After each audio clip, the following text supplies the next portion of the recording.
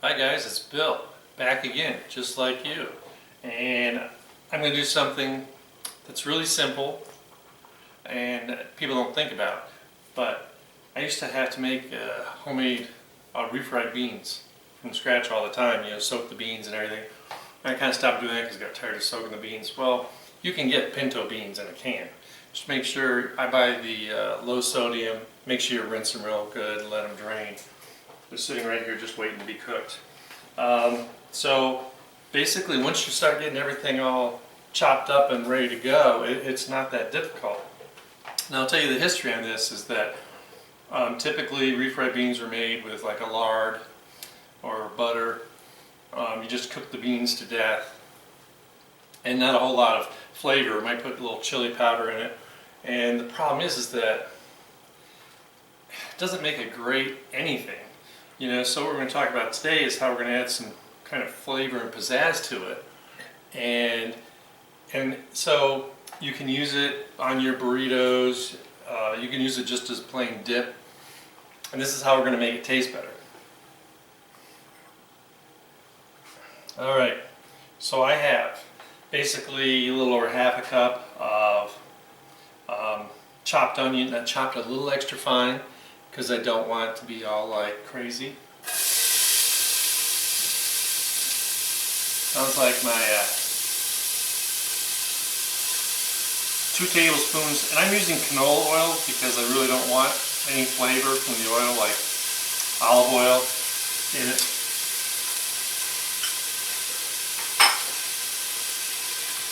So I got like 2 big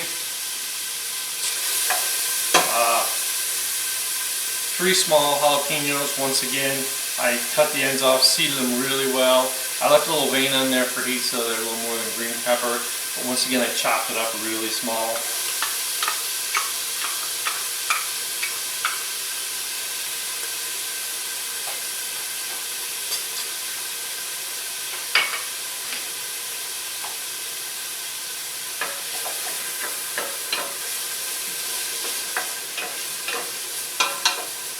Just want to make that a little translucent.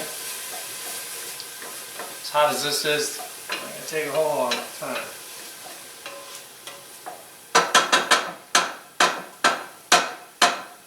So just for the fun of it, I've actually tried taking like the veggie components and put them in a food processor. I wasn't as thrilled with the results. I don't know why. I guess because I want some kind of consistency more than just the consistency of the beans. But either way, I just learned I just chop everything really small. If you have one of those little, like when mine has little cups that have the little chopping thing, that would work great, but I haven't seen those in a few years. My mom's was glass with a metal top, and a little piece of wood that was the cutting block that went at the bottom. They need to clean it after, remember that? Alright, so we've got this where I want it. And I was mincing some garlic and I was thinking, oh gosh, this is kind of like, nerve-wracking for some people to get the garlic small enough. So this is a time where a garlic press will work just great. I actually was going to do that and I couldn't find one. So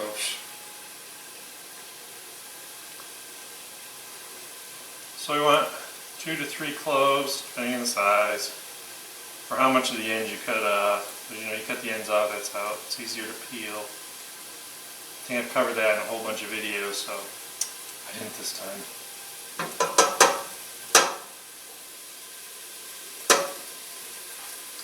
Smelling great, it's already smelling great.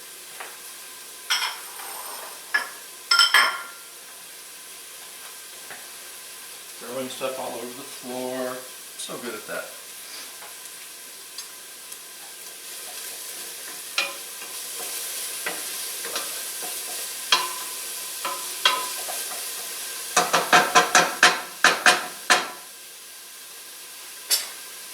This is so fun to start. I'm having a lot of fun with this.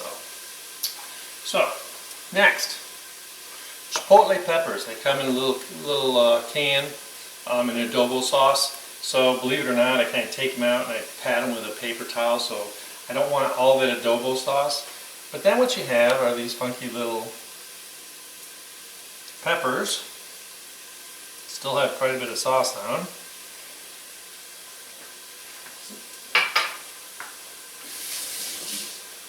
It's not going to ruin the flavor, but I always check.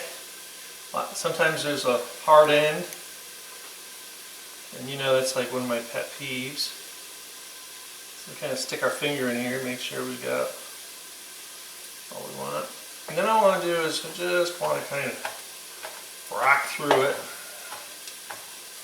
a couple different ways. These are going to kind of cook apart anyways. So let me get rid of this.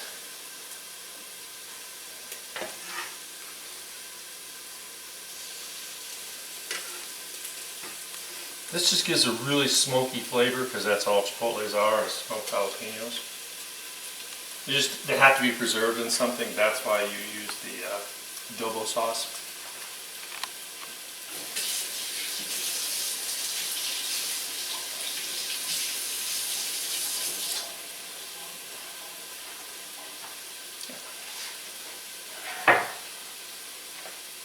With that cutting board pattern on, it looks like a Rorschach.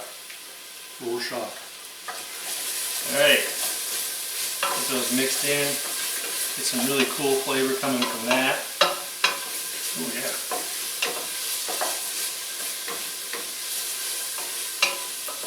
So you can see we're going to make these pretty decent. Really flavorful. Not hot and spicy, just flavorful. Love the smell. Alright, so what next is I have 2 teaspoons of chili powder. A little chili powder is always great. You can cut back on it if you don't want it, but you do have to add the 1 teaspoon of cumin. Love cumin. And what else we got? Let's get these beans in here.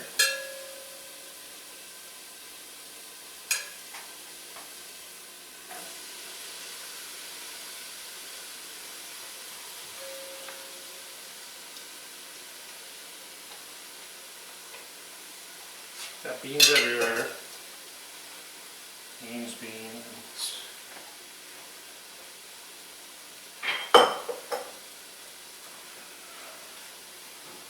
All I need is about half a cup of water,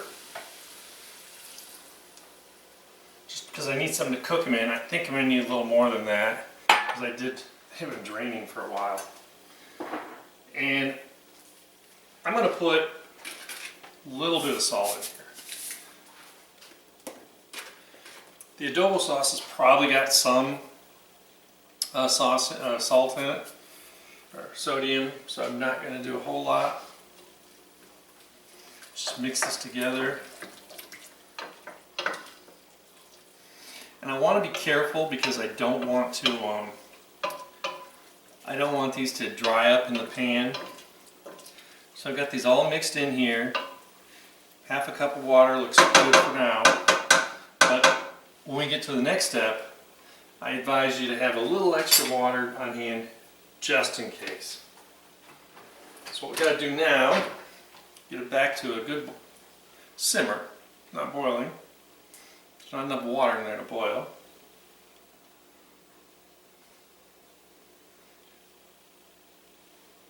Good. So I'm going to throw my lid on,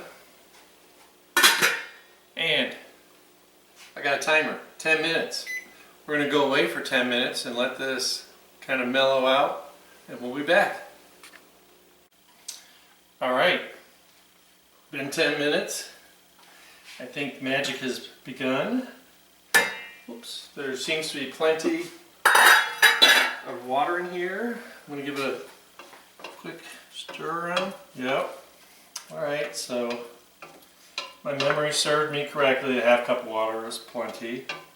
I can see the beans have started to break down. Everything else is kind of disappeared too.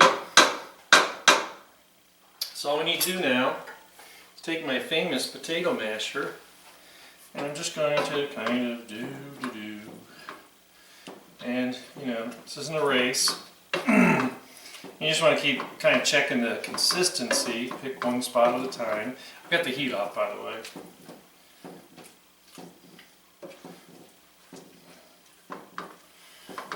I'm just going to kind of go around.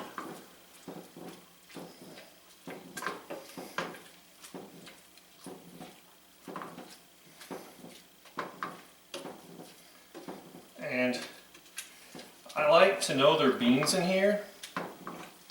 I don't want it to be a paste. I just want to make sure each of them are broken a little bit. Now, if I were going to serve this as a dip, I might mush it a little bit more. But for this, it's definitely good to go.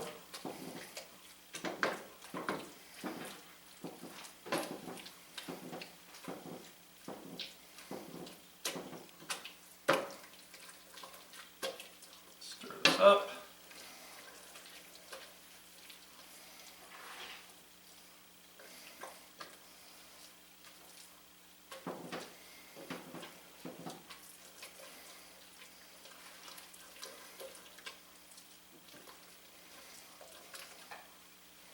Looks perfect to me.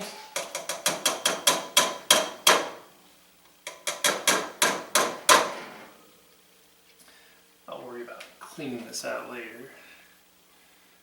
Just might get some of those beans.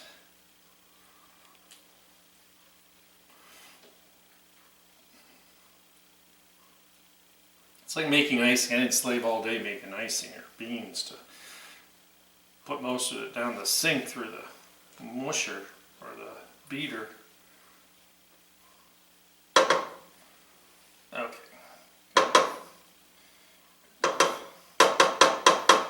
Alright, now, heat's going back on. Not too hot. Now we stir and look, make sure everything looks good. These look really good. And I have a little bit of cilantro I chopped up. Doesn't have to be perfect. You know, as soon as the heat hits them, it's going to kind of make them go away anyways. They'll shrivel into nothing. And the big reveal, the big secret. So I've got some lime juice. This is a lime, one lime, juice of one lime. And I think it's going to be plenty. Might be a little too much because it was actually a big lime. Lately it's been like you go into the store and the limes are like this big. So let's start with half.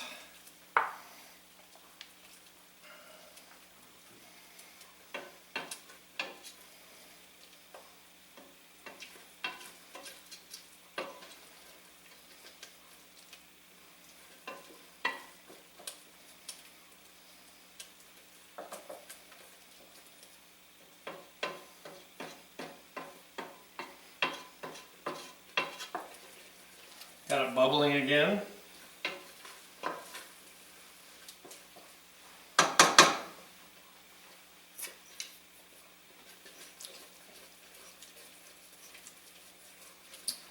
Just a hair more. So that's probably what a normal lime would be.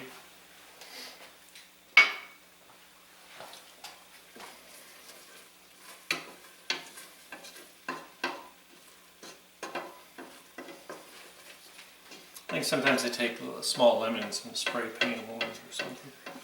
I mean, they can gas dye them, so I guess. Why are there seeds in my lime? I don't know.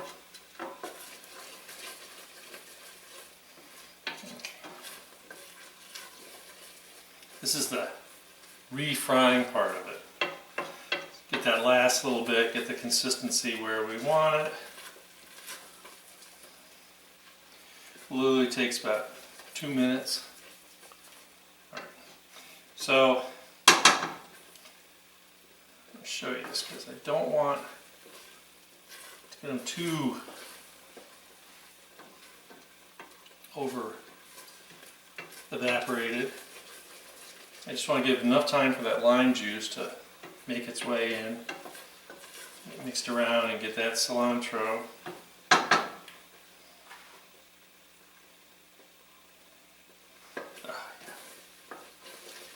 Almost perfect. So if I stir it, I can see the pan for a second before it seeps back in. You're going to see that when I dish it up.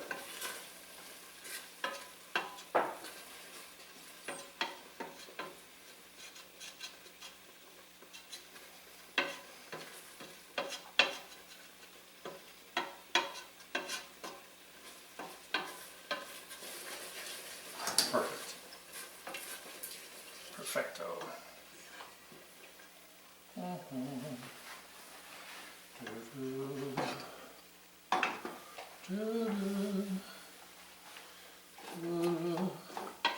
Sure. Now let's see how lovely this looks. It smells really good.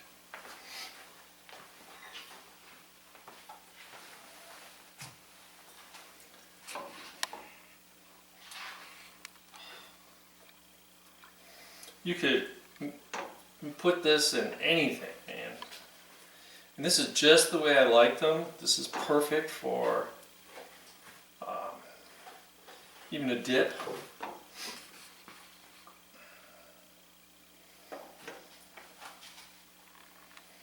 Just put some cheese on here because cheese is going to melt really quickly.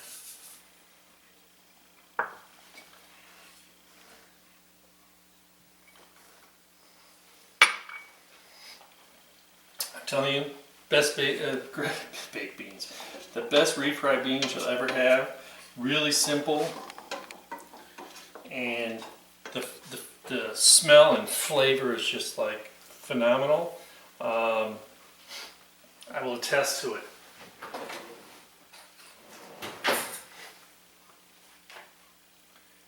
You know, they're really hot. I mean, they're melting the cheese. Oh man. This is like painful suffering. Oh.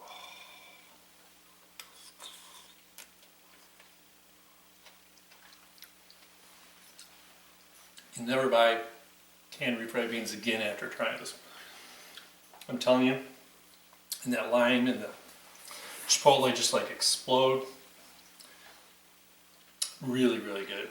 So, like I always say, I'm making burritos tonight. No, just kidding. I am, but that's another story. Have fun. Try something new. Spice it up a little bit. Stop buying stuff in the can. I know that sometimes we get really busy and it's hard not to, and I do it myself, but then I have to kind of reel myself back and realize how easy this is. You can easily double this recipe. I don't like making up a whole bunch if I'm not planning and eating them right away, because it's going to lose that texture and that flavor quickly in a couple days. But let me tell you, and if you want to change the consistency up a little bit, you can always melt a little cheese in there. Some people do that as a dip. I kind of like the looks of it, and you can see the cheese is all melting now, and it's just beautiful. But let's get back to the facts. I want you to subscribe, like all doobies do. I want you to comment, "Hey Bill, that looks really great. Thank you for all that you do for your fans." And hit the notification bell so you know every time I make something just fabulous. All right, we're going to see you next time. Have a great day.